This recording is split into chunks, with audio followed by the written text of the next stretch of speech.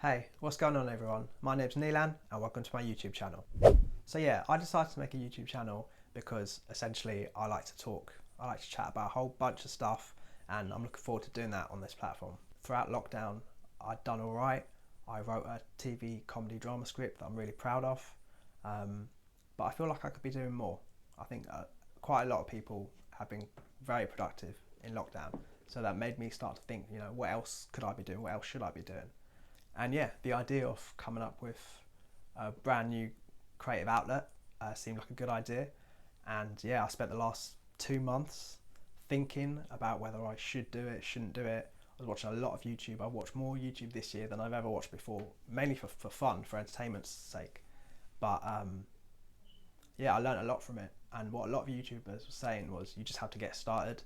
Your first videos aren't going to be very good. You start off with what you can, with what you have, and then you get better and you progress and you grow. And I really like that. You don't have to be perfect from the start, which stops a lot of people from doing a lot of things. So yeah, it seems like a good platform to be involved in. Another reason why I wanted to do YouTube is because my job gives me an insight into the film and TV industry that I'd love to be able to share with more people. So I work as a coordinator for the BFI, the British Film Institute, and we constantly hear about different opportunities and avenues that people can go down to further their career in this industry. And yeah, I'd love to be able to expand that out a bit more and show it to people who might not have the opportunity or might not have heard about these sort of things before. Because I know before I came to the BFI, I didn't really know about all these different things I'm hearing about now. So yeah, I definitely want to share that out there. And yeah, the other reason why I want to do YouTube is to have a bit of fun. I've not really been myself this year, as I'm sure most people, that's the case with most people. And yeah, I want to do something fun, cool, creative, and yeah, do something new and just have a bit of a laugh, to be honest. That's what I'm hoping for. One thing I'd like to get out of doing YouTube is confidence. As you can tell, I'm not a presenter, I'm not an actor. I'm not used to being on this side of the camera. I'm more used to being on the other side. And yeah, I think, my ambition is to write and direct film and TV. And in order to do that, I think I do have to put myself out there a bit more. I do have to let people know who I am, what I'm about, what I can do.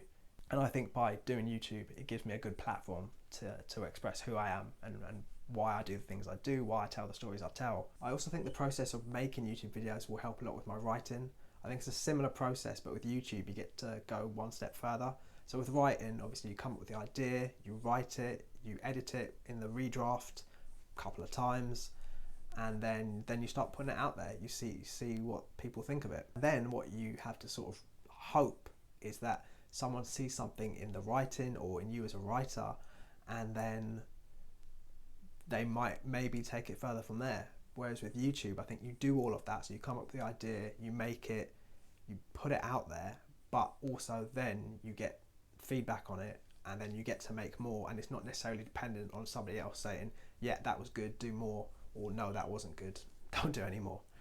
So yeah, I like the idea of doing something where I can go a step further in the creative process.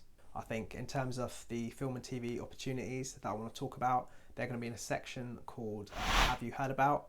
Hopefully I can speak to the people behind the opportunities to really get a sense of who they're looking for, what they want, and how best to apply. On certain occasions, it might not be possible to speak to the people behind the opportunities. There might be quick turnarounds, there might be tight deadlines, or people might not want to appear on camera. On those occasions, I'll try and tweet about the opportunities. I'll try and share as many opportunities in general as possible, but especially the ones that I can't do videos on, I'll just try and tweet about it and make sure that everyone has the information that they possibly need. So make sure you follow me on Twitter as well. Another section that I'm going to be doing is called #TrustTheProcess, where I speak to directors, writers, producers, and various people across production to offer a bit of encouragement to the people out there that are dreaming about entering this industry and having a career in this industry, and also the people that are currently in this industry that are struggling with various different things. I think now more than ever, it's really important to support people and show them encouragement that this is an industry that they can have a career in and that they can succeed in. It will be really great to have conversations with people about perseverance and why they didn't give up through the tough times,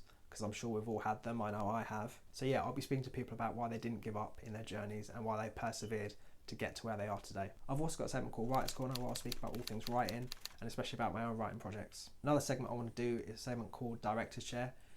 This is where I take a look back at the early films that I made, right at the very beginning. And them times it was all about getting a group of us together, using the equipment that we had, using the resources that we had, using the people around us, and yeah, making something and creating something. Those were the best days in terms of filming for me, because you didn't care about the outcome. It was just a case of, yeah, we'll come up with a cool idea, let's just go out and film it. I haven't looked at these films in years, so yeah, it would be great to do that and give a sort of commentary, a director's commentary on what I think of it now.